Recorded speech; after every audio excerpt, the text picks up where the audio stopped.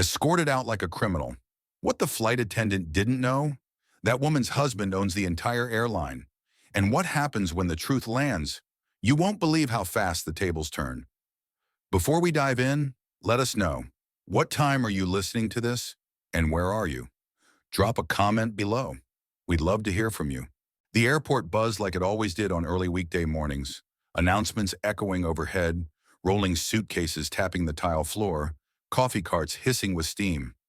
People rushed past one another, heads down, earbuds in, each locked in their own mission. And in the middle of all that movement, Inez Holland stood still. She wasn't lost, just calm. Wearing a light tan cardigan over a soft blue blouse, her presence had the kind of quiet confidence that didn't beg for attention, but somehow drew it anyway. Her silver hair was pulled neatly into a low bun. She stood beside her grandson, Cairo, who clutched a well-worn backpack and stared wide-eyed at the moving crowd like it was a parade just for him. "I told you we'd beat the rush," Inez said, gently nudging his shoulder with the back of her hand. Cairo smiled without looking at her. "You always do, Grandma." They were early for their flight from Atlanta to Chicago, a trip Inez had planned weeks ago for her husband Elliot's 75th birthday. It wasn't some big surprise party or anything fancy, just family, dinner, and that old jazz record Elliot still swore sounded better on vinyl. But for Inez, the flight mattered. It wasn't just a journey, it was a lesson.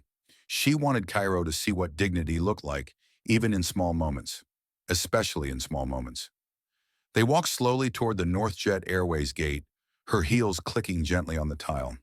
Cairo talked the whole way, about school, a classmate who brought live worms for show and tell, and how he thought Chicago sounded like a city full of tall people in suits.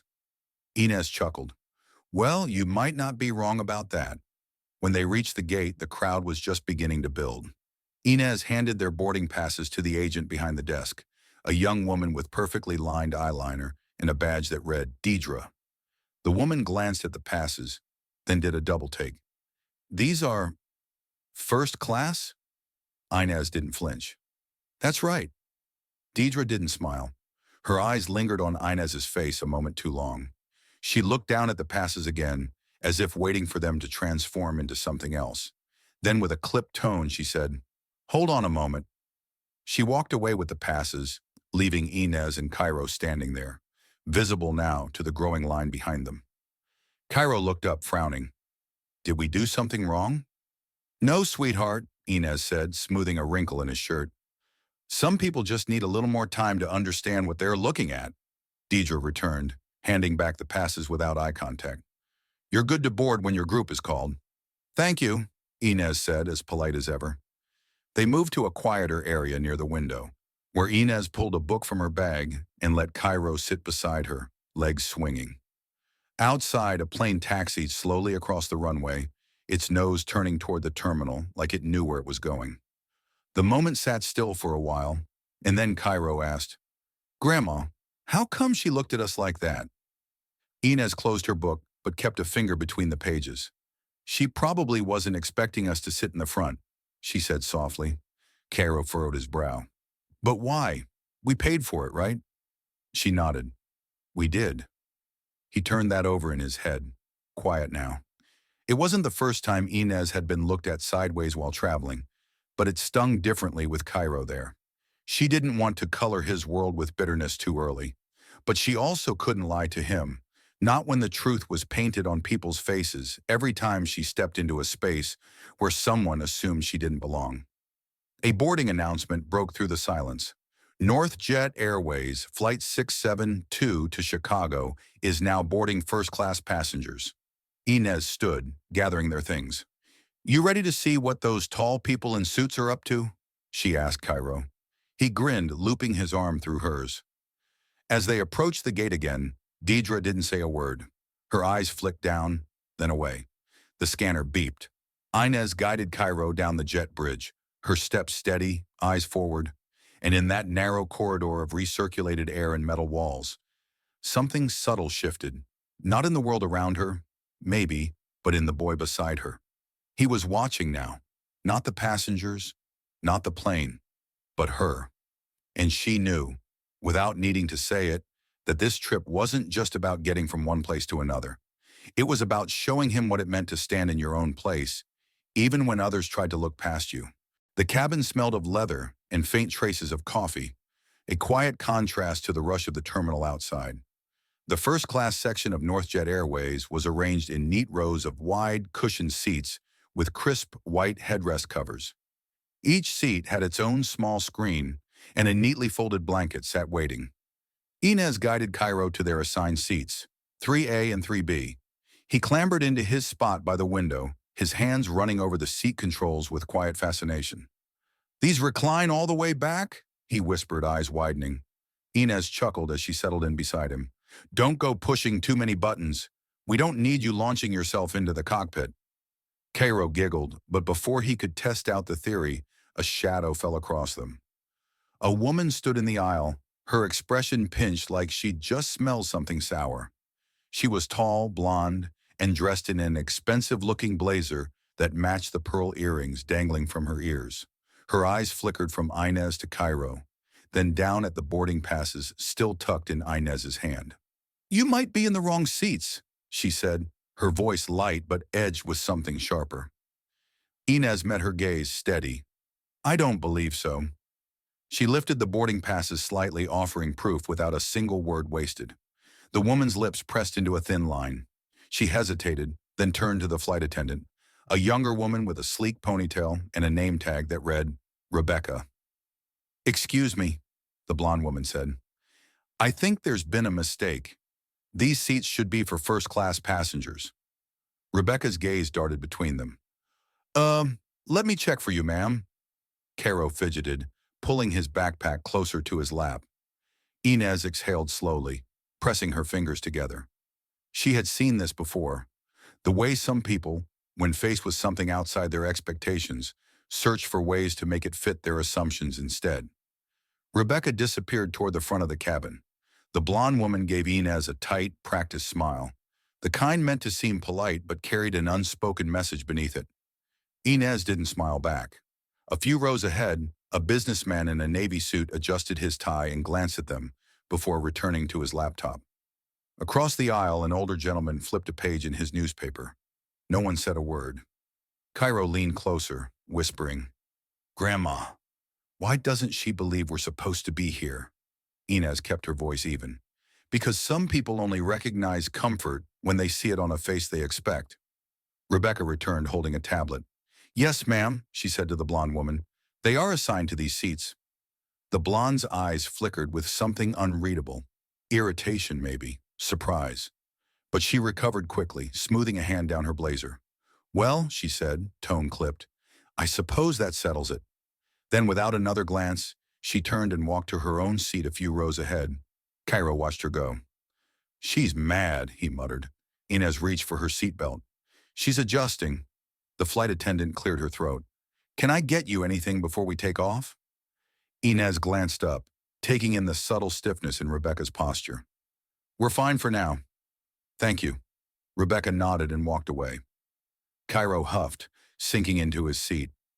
"People are weird." Inez let out a small, knowing laugh.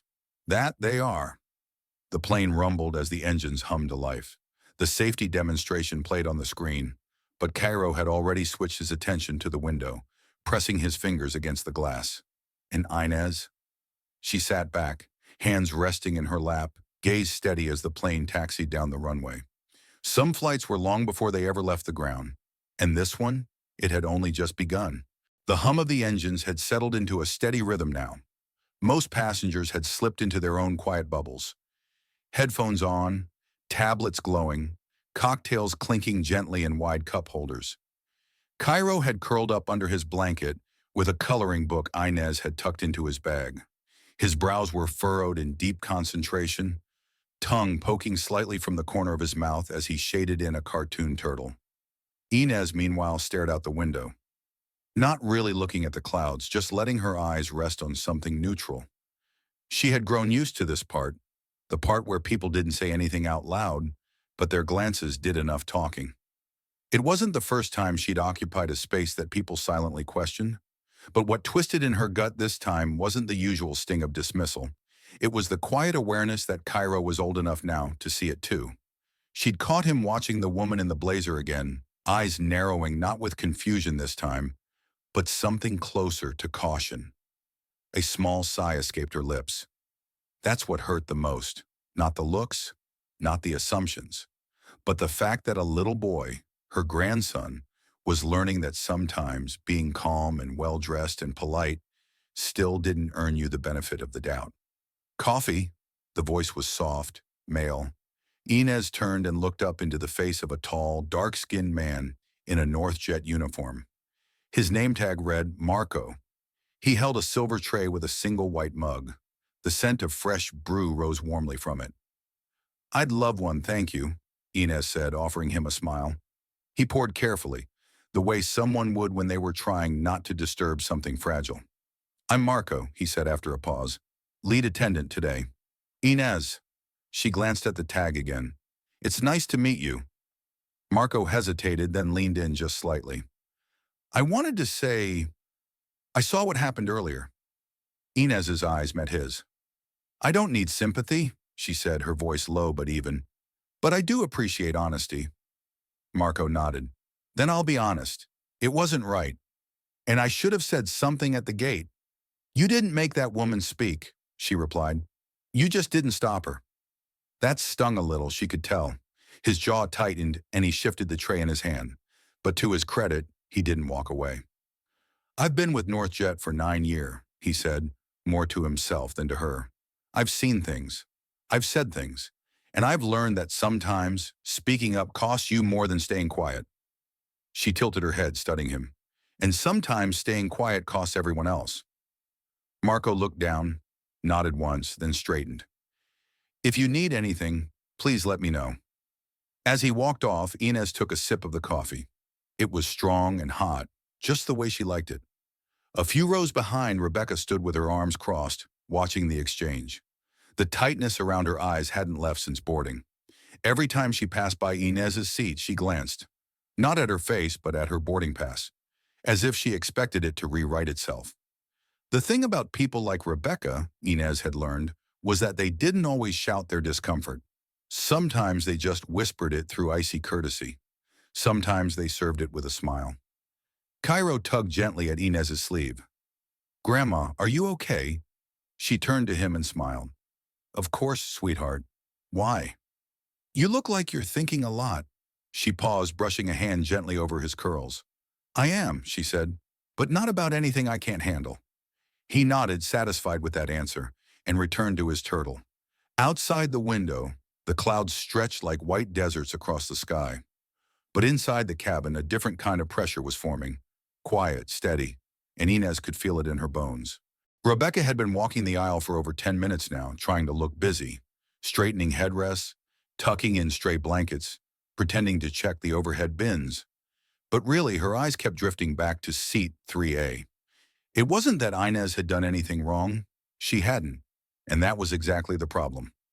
She sat there quiet and still, sipping coffee with that boy beside her. And she looked completely at ease in a place Rebecca didn't expect her to be. That kind of confidence didn't sit right with her, not because of anything Inez said, but because of everything she didn't. Rebecca moved up the galley and pulled the service curtain shut behind her. Her fingers reached automatically for the touchscreen tablet mounted on the wall. She tapped twice and pulled up the passenger manifest. There it was again. Inez Hollins, seat 3A, ticket, confirmed, paid in full. No flags, no standbys, no upgrades. Just normal. Rebecca stared at the screen like it might confess something new if she kept looking. "You okay?" Marco's voice startled her. She turned quickly, too quickly. "Fine, just checking the numbers." Marco leaned against the counter, arms crossed loosely. "You've been checking the same row since we left the ground." She stiffened. "I'm doing my job." "Didn't say you weren't." There was a silence, the kind that says more than a full paragraph ever could. Then Rebecca asked, voice lower now, "Doesn't it seem off to you?" "What?" "That woman, her vibe." She paused, searching for a word that didn't sound bad but still said exactly what she meant. "She just doesn't act like most of our first-class flyers." Marco's expression didn't change, but his jaw moved slightly. She acts like someone who's used to being where she belongs, he said. Rebecca gave a short laugh. That's exactly what I mean. Marco didn't respond. He just shook his head, grabbed a bottle of ginger ale from the fridge drawer, and walked off without another word. Rebecca stood alone in the galley now, something hot burning behind her collar. She didn't know why this woman was getting under her skin. Maybe it was the way she looked straight through people. Or maybe it was the fact that she hadn't complained. Not once. Like she knew something the rest of them didn't. And that boy, her grandson, he looked up at her like she was the president of the United States and a superhero all wrapped in one. Rebecca hated how it made her feel. Uncertain. Back in row 3, Inez was flipping quietly through a paperback novel. She wasn't reading it, more like pretending to. Her eyes weren't on the words, not really. She could feel Rebecca's discomfort from across the cabin. She didn't need to see it. She had lived through enough boardrooms, bank counters, and fundraising dinners to know when someone didn't know where to place her. The older she got, the easier it became to spot, and the harder it became to care. But this flight was different, because of Cairo, because she saw in his small face the same confusion she had felt at his age, the same ache of realizing the world didn't always make room for you, even when you paid for the seat. Marco came by again, this time with a quiet nod. He knelt beside Cairo and handed him a set of pilot wings on a shiny pin. Figured you earned these by now, he said. Cairo's face lit up like a city at night. For real? Real as it gets, kid. Marco grinned. Inez smiled gently, but her eyes locked with Marco's for just a breath longer. There was understanding there. Not pity, not performance, just recognition. Back near the galley, Rebecca saw the exchange. Her fingers tightened around the tray she was holding, enough to bend the edges. She took a step forward, then paused. Her next move wouldn't be about policy, it would be about control, and she was about to use whatever shred of it she thought she had left. The seatbelt sign was off. Flight attendants moved through the aisles with carts rattling gently, offering drinks, warm nuts, and practiced smiles. The cabin had settled into a mid-flight lull, the kind of quiet where tension, if it existed, became almost too still to notice. Inez had just placed her empty coffee cup on the tray table when Rebecca appeared again. This time she didn't ask if they needed anything. She stood at an angle not blocking Inez's view, but not entirely out of the way either. I'm sorry to bother you, she said, tone crisp, but may I take a look at your boarding pass again? Inez raised her head slowly. Her eyes didn't narrow. Her shoulders didn't stiffen. But the silence that followed was enough to make Rebecca shift her weight. I thought we settled this already, Inez said quietly. It's just for confirmation, Rebecca replied, the practiced grin on her face not quite making it to her eyes. We've had a few seating issues lately. Cairo looked up, confused, holding tightly to the wings Marco had pinned on his shirt earlier. We're not moving, are we? No, sweetheart, Inez said, reaching into her bag. We're not going anywhere. She handed the boarding pass to Rebecca, slow and deliberate. Rebecca took it, eyes scanning faster than necessary. Her lips pressed together when the information didn't change. Thank you, she said, returning it. Just double-checking. She turned to leave, but Inez's voice stopped her. Do you do this often? The tone was still polite, but this time it carried weight. Rebecca looked over her shoulder. Excuse me? Question people. Not their seats, just their place. Rebecca's mouth opened, then closed. For a moment she looked like she wanted to say something honest, but instead she pulled that smile back on like armor. I treat all passengers equally. Inez gave a faint nod. Ah, so that's what this is. The next few seconds stretched tight, then Rebecca walked away without another word, her steps stiffer than before. Cairo leaned closer.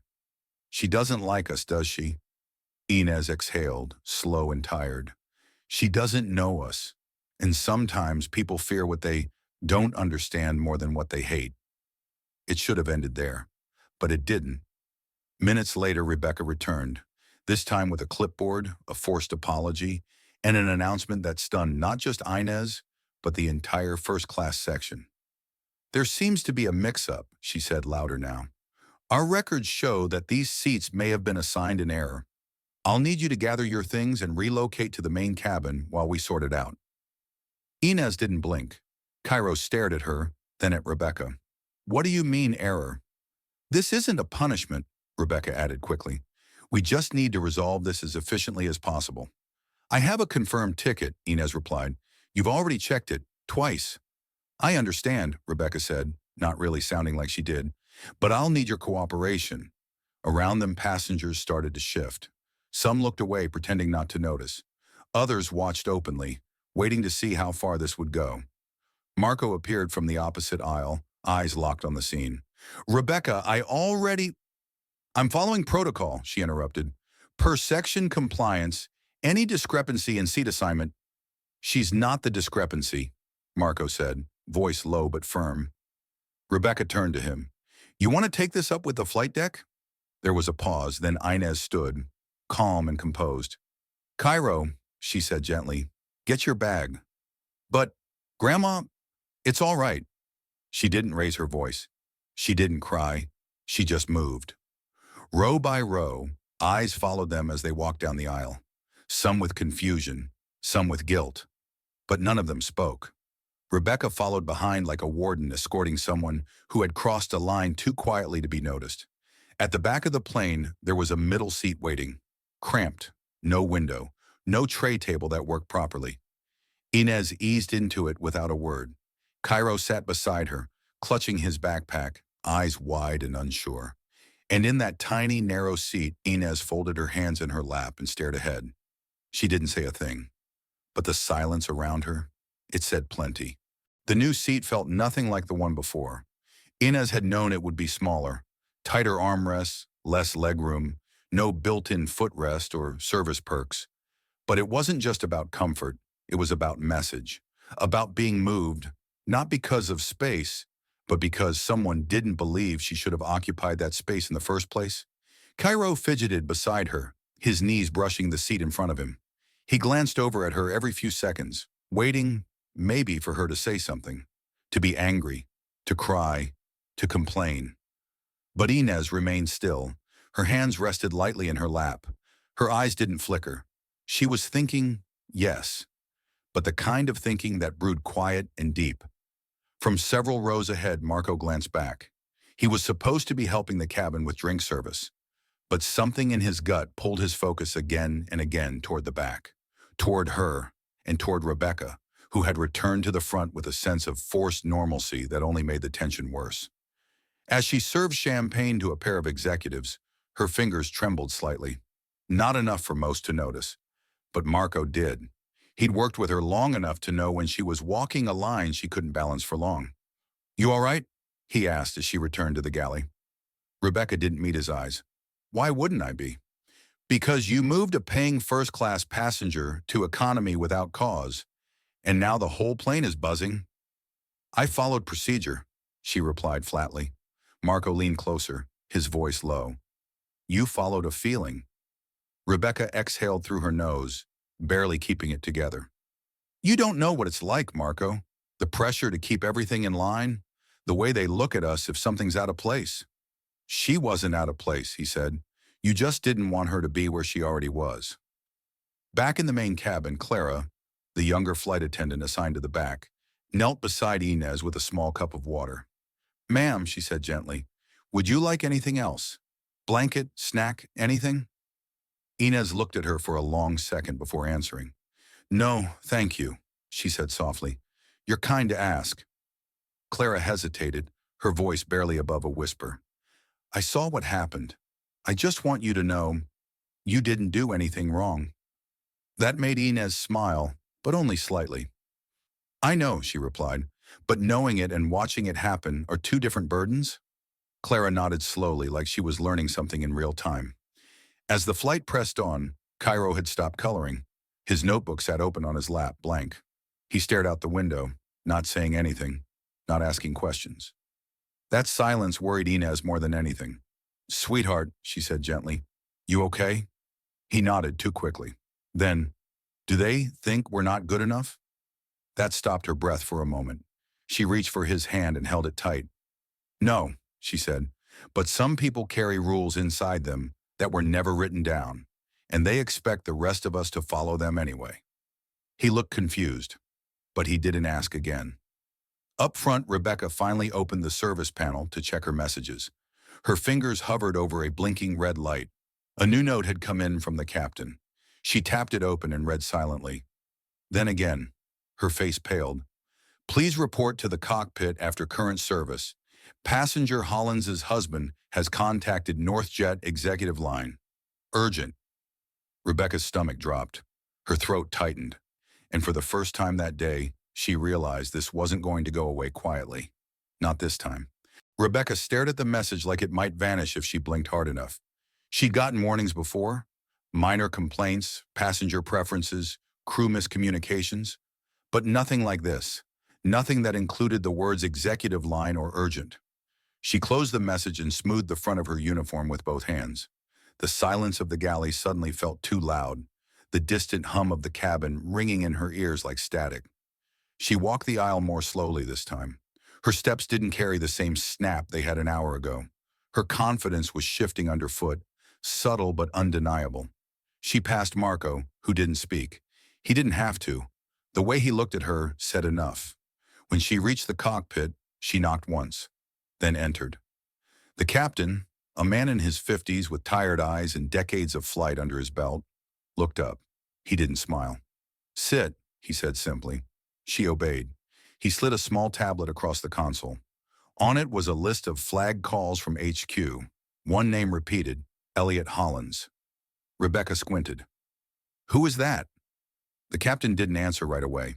He tapped the screen, pulling up an internal profile, not of a passenger, but of a stakeholder. Founding board member, he said, early investor, and a man who rarely calls unless something's gone terribly wrong. Rebecca blinked. Wait, she's his wife? The captain raised an eyebrow. You didn't think to check. I didn't know I had to, she said, defensive rising now, sharp and tight. That's the problem, he replied. You made a judgment call on someone you didn't understand, and now it's going all the way up. Rebecca sat back, lips parting slightly. The pressure behind her eyes was mounting. I thought she was... She stopped herself, then shook her head. I just didn't think she'd be... Powerful?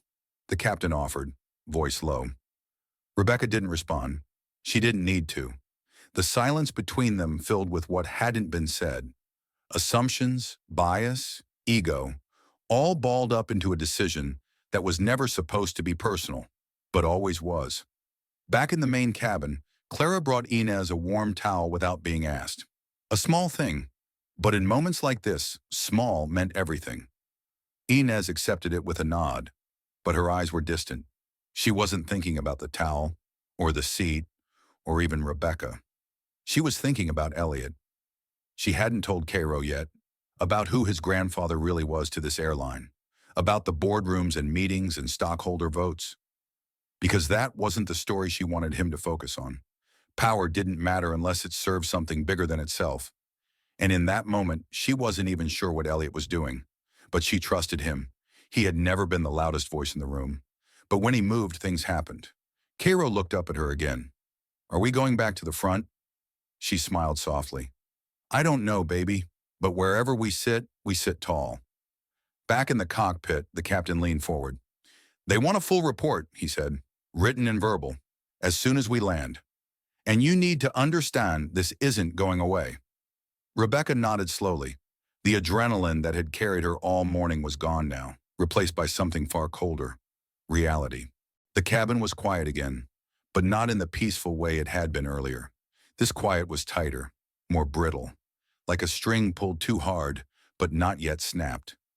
Inez sat with her eyes closed, not to sleep, but to still her thoughts.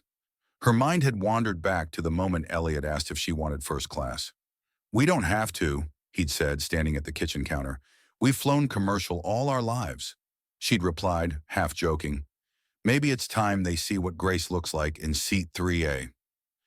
And now, now Grace was folded into a cramped middle seat while the world up front tried to figure out what to do with her. Cairo was quiet, but his foot tapped a rhythm against the seat leg. He was processing it all in his own way, his face scrunched in thought. Inez reached over and laid a hand on his knee. You holding up? He nodded. I just don't get why they didn't believe us. We had the tickets. Why didn't that matter? That was the question, wasn't it? She could have told him the truth, the full, raw truth, that some people didn't need a reason, that being right wasn't always enough when the person looking at you had already decided you were wrong. But he was still too young to carry that weight. So she said, sometimes when people don't understand something, they try to move it out of their way, but it doesn't mean you stop being who you are. Cairo didn't answer, but his hand moved to rest on hers. Just then, Marco appeared again, this time crouching at the aisle beside her. Mrs. Hollins, he said, voice low. I don't mean to intrude, but I think you should know what's happening. She opened her eyes. The captain got word from headquarters. Your husband called. Inez blinked. He called the airline? Marco nodded. Straight through to the executive office. She sat back in her seat, silent. She had known Elliot wouldn't sit still, but something about hearing it aloud shifted the air around her. She hadn't asked for this. She hadn't needed saving. But it was different when someone stood up. Not for you, but beside you. I see, she said quietly. Marco continued. There's going to be conversations, likely some fallout. I don't know what they'll do next, but it won't be nothing. Inez looked out the window again. Clouds rolled beneath them like slow waves. Marco hesitated before standing. I just wanted you to hear it from someone who cares.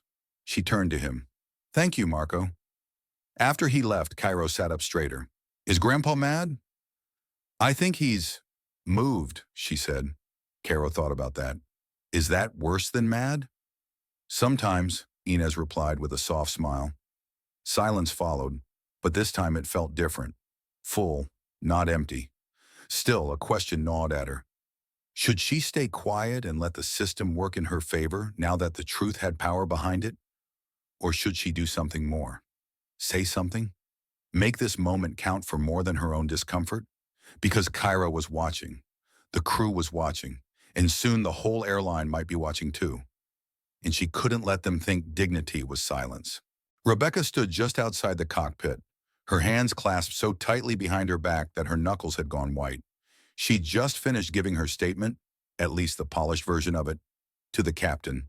And now she was waiting. Not for instructions, not even for forgiveness. She was waiting for the other shoe to drop. Behind her, the cabin carried on with its routines. Headphones, conversations, clinks of ice in plastic cups. It all sounded distant, too normal. Marco walked by, heading toward the main cabin, and didn't look at her. Not once. That silence hit harder than any reprimand. Meanwhile, Inez had finally opened her notebook. It had sat in her bag all morning, untouched. Now, with Cairo quietly sketching beside her, she began to write. Not a complaint, not a speech, but something else. A letter. Not to the airline, but to the moment itself. It started simply. To whoever believes we belong only in the spaces they've prepared for us. She didn't finish the sentence yet. There was a tremor in her hand that surprised her. Not anger, not fear. Something else. Something deeper. Resolve. She had spent her entire life choosing when to speak and when to let silence speak louder. But this time silence had done enough. She looked down the aisle, toward the front of the plane, where decisions were being made behind doors she no longer needed access to. Let them come to her. Across the cabin, a different tension was building. Dennis, the most senior attendant on board, approached Marco near the galley. He had just gotten off the satellite call with the ground team. We've got a problem, Dennis said under his breath. Legal's involved now, and it's not just about the seat mix-up. Marco frowned. What do you mean? They're pulling old logs, Dennis continued. Apparently, this isn't the first time Rebecca's had complaints involving, let's say, selective enforcement of rules. Marco exhaled sharply. So this is bigger than we thought. Dennis nodded grimly. They're prepping to meet the flight at the gate. HR, legal, someone from the board. Inez Hollins's name set off a chain reaction. Back in her seat, Inez didn't know the full extent of what was happening, but she could feel it. The shift. the ripple in the atmosphere that always came right before something broke open. And she wasn't afraid of it. Cairo tugged gently at her sleeve. "Grandma," he said softly, "Marco gave me this to give you." He handed her a folded note, plain, unmarked. Inez opened it and read the short message inside. "Gate 12, upon landing. You'll be met. Please don't disembark until requested. M double quote." She folded the note carefully and slipped it back into her notebook. She didn't say anything to Cairo, but she gave him a look that told him everything was under control. It wasn't reassurance. It was certainty. In the cockpit, the captain clicked off his headset and turned to his co-pilot. "They're waiting for us in Chicago," he said. "Board members, and they're bringing security." "For the passenger or the crew?" the co-pilot asked. The captain didn't answer, but in his silence, the storm had already arrived. As the plane began its gradual descent, the cabin lights dimmed, and the low chime of the seatbelt sign echoed through the space. Passengers stirred, stretching arms, closing laptops, waking from shallow naps.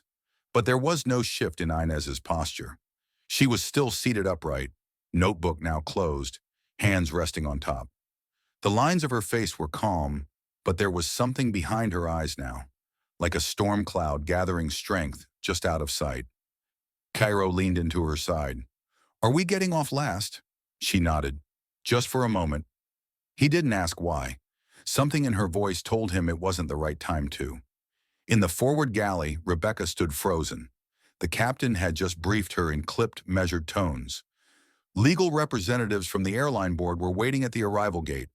They weren't just asking questions. They were conducting a formal inquiry. "Why?" she asked. Her voice barely came out. "Because you moved the wife of a board member to economy based on a feeling," he said, "and now that board member is calling for a review of the entire flight crew's conduct." Rebecca's hands trembled as she reached for the counter. She had thought it was over, that she could just finish the service, apologize if needed, and write a neat little statement. But this wasn't going to be neat, and it certainly wasn't going to be quiet. "Marco will escort the passenger out," the captain continued. "You're to remain on board until security gives the okay." She stared at him. Security? His look was unreadable. Company policy. This isn't just about protocol anymore. It's about public perception, and it's about power. Rebecca stepped back into the aisle, her ears ringing. She couldn't remember the last time her uniform felt this tight, like it was suffocating her from the inside. Passengers had begun collecting their things. The flight had landed smoothly, wheels kissing the tarmac so softly you'd think the plane sighed in relief. But no one could feel that now, not with the tension sitting so heavy it bent the air. Back in row 26, Clara approached Inez with a calm voice and a warm smile. "Ma'am, Marco's just up front. He's ready when you are." Inez stood slowly. She didn't rush, didn't adjust her cardigan or smooth her blouse. Every movement she made was deliberate, graceful. Cairo followed one step behind, holding her hand tightly. The walk down the aisle felt longer than before. People looked up, some out of curiosity, some out of shame. Most didn't say a word, but they saw her, and this time, they really saw her. When she reached the front, Marco stepped aside, nodding with quiet respect. "Mrs. Hollins," he said softly, "they're waiting." As the aircraft door opened, a rush of cooler air swept in from the jet bridge. Waiting outside were two suited individuals, one from HR, the other clearly from legal. And behind them, a third figure stepped forward, tall, distinguished, with silver-framed glasses and a charcoal scarf tucked into his coat. Elliot Hollins. He didn't say a word. He simply reached for Inez's hand and kissed it gently. Then he looked up, straight at Rebecca. There was no anger in his eyes, only disappointment. And that, Rebecca knew, was far, far worse. Elliot's hand was warm in hers, familiar, reassuring. But the look in his eyes told her this wasn't going to be a quiet ride home. The legal representative, a slender woman in a navy pantsuit, stepped forward with a clipboard and a tone too polished to feel human. "Mrs. Hollins, Mr. Hollins, thank you for your patience. We're currently reviewing statements from the crew and other passengers.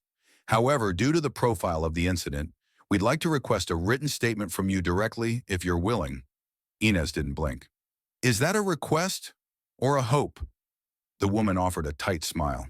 A formal request, with the full support of the board. And of course, your voice will carry significant weight in our internal process. That word, wait, hung heavy in the air. Elliot gave her a look. He wasn't pushing her either way. Not now.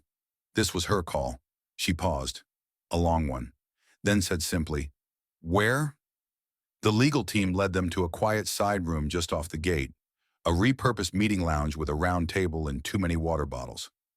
Cairo sat on a soft bench in the corner, watching silently.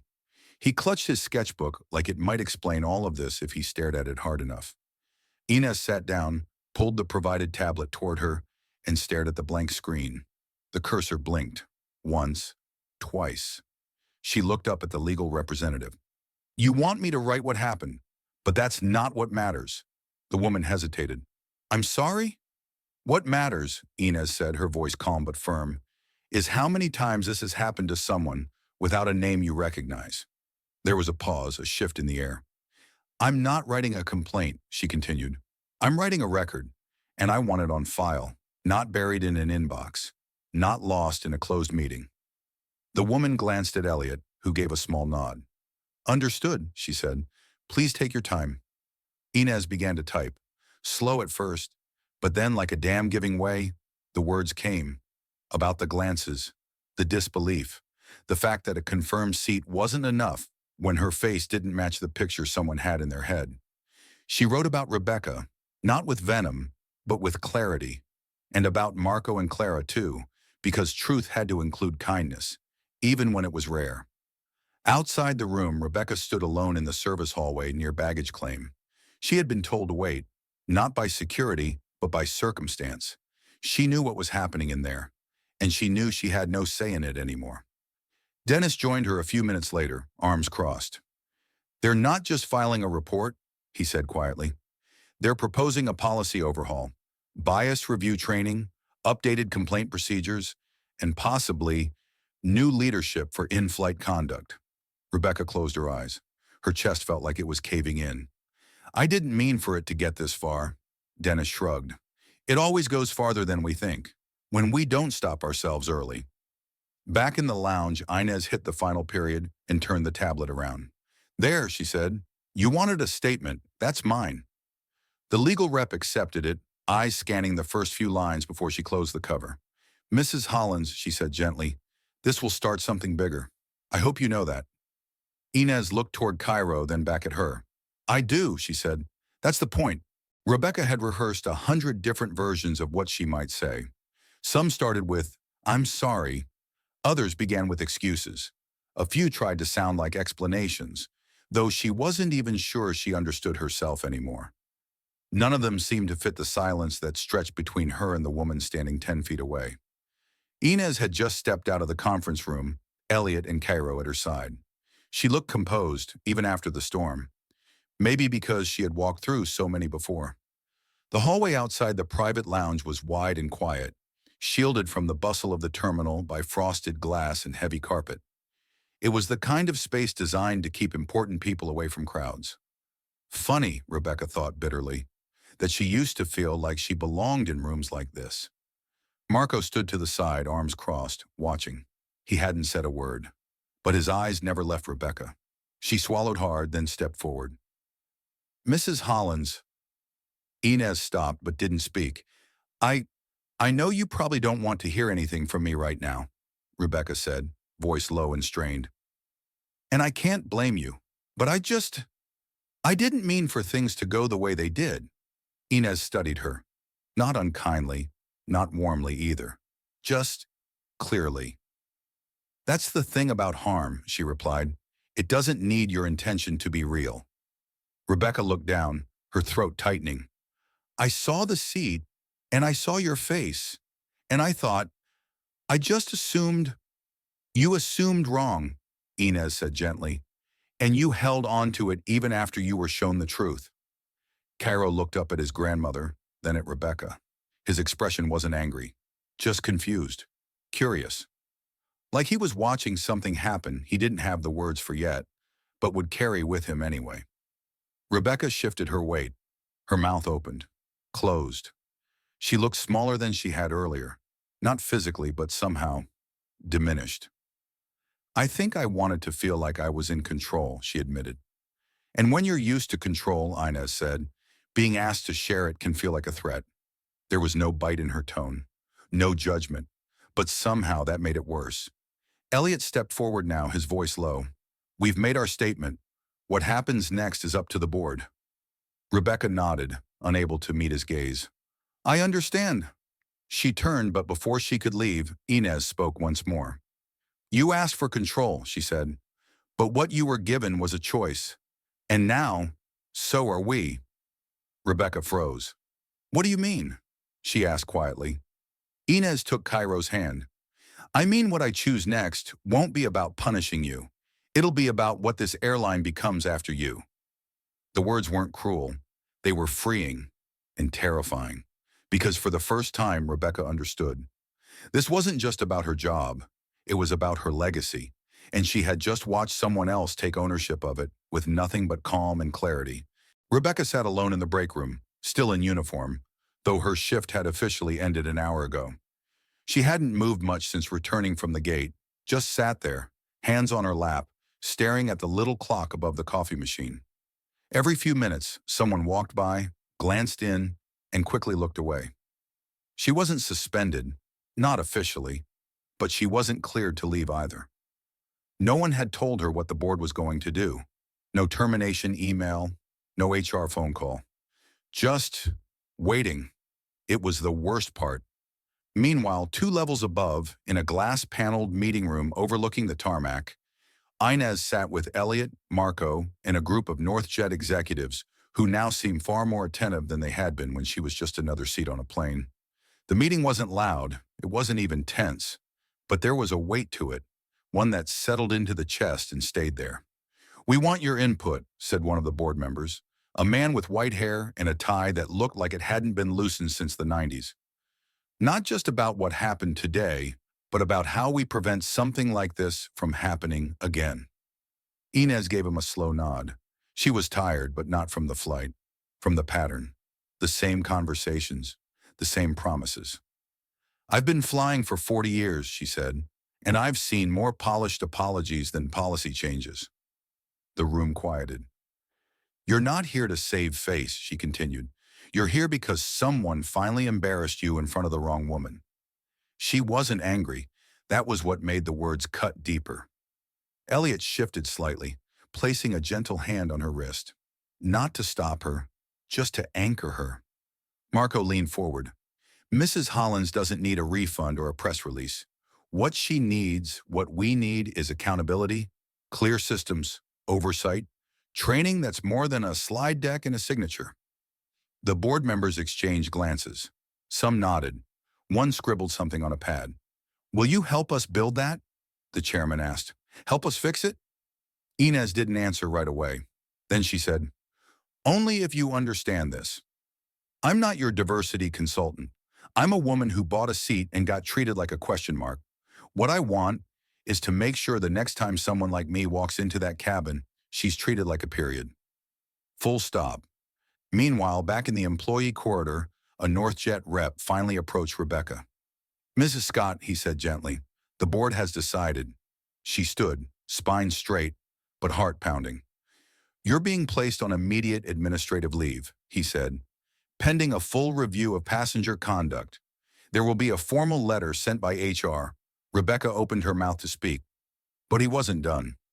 In the meantime, he added, they've requested that you sit down with Mrs. Hollins, privately, before any final decisions are made. She blinked. She agreed to that? He nodded. And just like that, she found herself walking, slow, hesitant, toward the same room where she had once escorted someone out. But this time, she'd be the one knocking. The door clicked softly behind Rebecca as she stepped into the conference room. It was empty except for Inez, who sat near the window, hands folded over her notebook. The late afternoon sun spilled through the glass, warming the room but casting long, stretched shadows across the floor. Rebecca didn't sit right away. She stood just inside the doorway, unsure of how to begin. Inez didn't look up. Not at first. She was giving her space to speak, but not control. Finally, Rebecca took a seat across from her.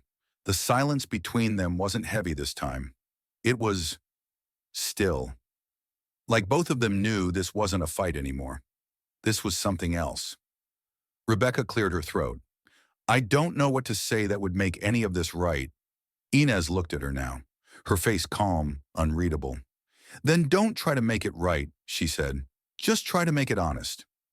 Rebecca's shoulders sagged. She looked exhausted, not from work, but from carrying the weight of something she'd been trying not to admit. I didn't think someone like you was… someone, she whispered. That sounds terrible, but it's the truth. Inez tilted her head slightly. What does someone like me mean to you, Rebecca? The name landed softly, but it rang loud in Rebecca's ears. I don't know, she said. Maybe that's the problem. I thought first-class passengers looked a certain way, walked a certain way, talked a certain way. And I didn't fit that? Rebecca swallowed. No. There was no anger in Inez's face, no satisfaction, only reflection. You know what's funny? She said after a moment. All my life, I've been walking into rooms where people didn't expect me, and I never wanted a spotlight. I just wanted a seat. Rebecca looked down, her voice breaking slightly. You didn't deserve what I did, and I don't know how to undo it. You can't, Inez said. But that's not the point. Rebecca looked up, confused. Inez leaned forward, folding her hands on the table. The point isn't undoing, it's unlearning. You made a mistake, but now you get to choose what you do with it. Rebecca blinked. Do you want me fired? No, Inez said plainly. Firing you won't fix what's broken. Rebecca was quiet. But, Inez added, I do want you held accountable. I want you in the room when the new training is built. I want you to sit across from passengers who look like me and learn how they've been treated. I want you to do the work, not just wear the uniform. Rebecca nodded slowly. Not out of fear, but understanding. I can do that, she said. I hope so, Inez replied, because the next woman who gets up from her seat might not have someone waiting at the gate with power. She might just go home quiet, hurt, forgotten. Rebecca wiped at her eyes. I never want to be the reason someone feels like that again. They sat there for a while. No more words were needed. When Rebecca finally stood to leave, she paused at the door. I appreciate that you didn't ask for punishment, she said softly. Inez turned to look at her. I didn't need to, she said. Growth is harder than punishment, and it lasts longer. Rebecca stood in front of the HR panel the next morning. Same uniform, same badge, different weight on her shoulders. Across the table sat 3 executives, none of whom she'd ever had more than a hallway hello with until now. They had folders open in front of them, but no one was reading. They were listening, and this time so was she. She'd already gone through the formal review, the timeline of what happened on the flight, her account, the passenger manifest, even the cabin footage. Now came the harder part, explaining not what she did, but why she did it. I made a judgment, Rebecca said plainly, not based on behavior, not based on any actual policy violation. I looked at Mrs. Hollins and decided she didn't belong. She took a breath. And I was wrong. The room was quiet. Was it racism? One of the execs asked, voice calm but direct. Rebecca didn't flinch.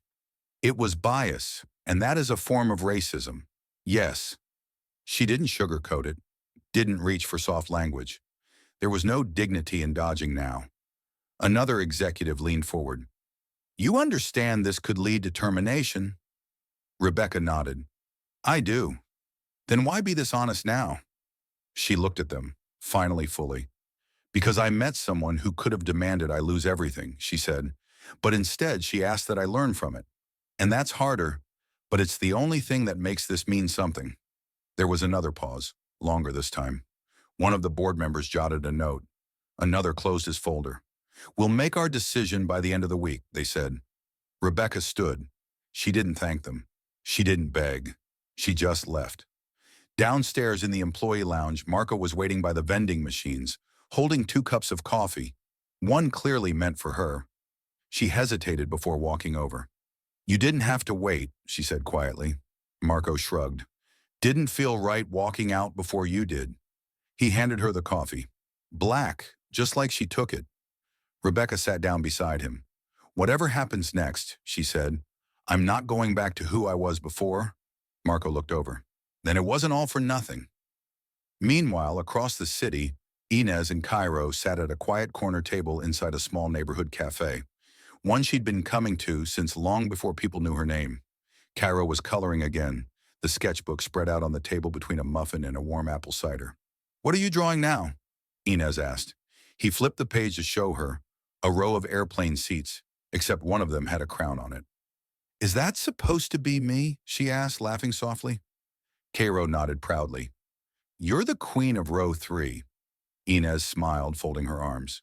Well, that sounds a lot better than being moved to row 26. He giggled. At the far end of the cafe, a TV was playing a muted clip from a local news segment. The headline running across the bottom read, NorthJet announces internal overhaul, following discrimination complaint passenger and board member. Lead effort for change. Inez didn't need the sound. She didn't even need to watch. Change had already begun, and it started not with shouting, but with staying seated. A week had passed. Chicago had moved on with its usual rhythm. Morning trains, cold winds, and cafe windows fogged with breath and conversation. But something subtle had shifted for those who had been on Flight 1623, especially for the ones who had watched, but said nothing. Inez wasn't seeking fame. She never had. But her name had made its way through quiet circles, HR departments, flight crew group chats, boardroom discussions, not because she shouted, but because she didn't. NorthJet issued a formal statement days later. Not just an apology, but a pledge. They announced a full revision of their in-flight bias training, new reporting procedures for discrimination claims, and the formation of a passenger equity council. The first name on the council? Inez Hollins. She'd hesitated at first when they asked. I'm not trying to make a career out of being mistreated, she told Elliot, but Elliot had only smiled. Maybe you're making a legacy out of surviving it. So she said yes. On the day of the council's first session, Inez dressed in the same simple navy dress she wore on that flight. Not as a symbol, just because it made her feel steady. Cairo was at school, Elliot was on a business call, and she took a cab alone, stepped into the terminal like she had 1,000 times before, and walked through the doors not as a passenger, but as a voice. In the boardroom, she saw faces she didn't know. Crew members, executives, flight attendants, some who had read her report, others who had only heard pieces of what happened, and Rebecca. She sat at the end of the long table, not in uniform this time, just herself. When their eyes met, there was no tension, no bitterness, just quiet recognition. After the meeting began, Inez waited until the first few agenda items were out of the way before she raised her hand. I'd like to say something, she said. The room fell silent. I didn't ask for this role. I didn't want to be the center of someone else's lesson, she began, but I also didn't want to be invisible. And on that flight, I wasn't. She looked around the room. Calm, steady. I was seen by the wrong eyes for the wrong reasons, but I'm here now and I'm staying. Not for me, for the next woman, the next boy, the next quiet passenger who dares to sit down where someone thinks they don't belong. The room held its breath. Change isn't built on apologies, it's built on reminders, and this council is going to be one. Afterward, as people filtered out, Rebecca approached her. She didn't speak right away, just stood beside her for a moment. Thank you for letting me be part of this, she said softly. Inez didn't reply. She just nodded. That was enough. Later that night, Inez sat at her kitchen table while Cairo did his homework nearby. Grandma, he said without looking up, can I ask something? Of course, baby. Did they ever give you your first-class seat back? She smiled gently. They did something better. Cairo looked over, confused. What's better than first class? Inez folded her hands, her eyes soft. They let me keep my dignity and made sure the next person doesn't have to fight so hard for theirs. Outside the window, the streetlights flickered on, casting long shadows in quiet light. And inside that little house, Inez felt something settle deep in her chest. Not victory, not vengeance. Just peace. So what about you? Have you ever been judged before someone even knew your name? This story reminds us, sometimes dignity is quiet. Sometimes it doesn't fight back. It just stands still until the world has no choice but to see it. If one woman in seat 3A could spark change across an entire airline, imagine what truth, grace, and courage can do in your world today. We'd love to hear your thoughts. Have you ever witnessed injustice in plain sight? Share your story in the comments below. And if this story moved you, don't forget to like, share, and subscribe for more powerful tales just like this. Because sometimes the smallest moments carry the biggest lessons.